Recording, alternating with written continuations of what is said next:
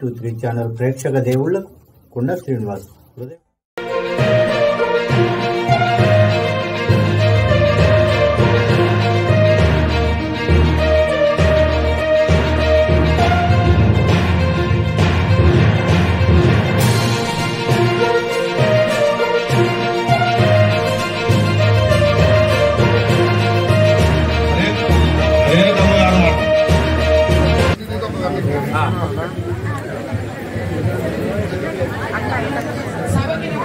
సభకి నమస్కారం.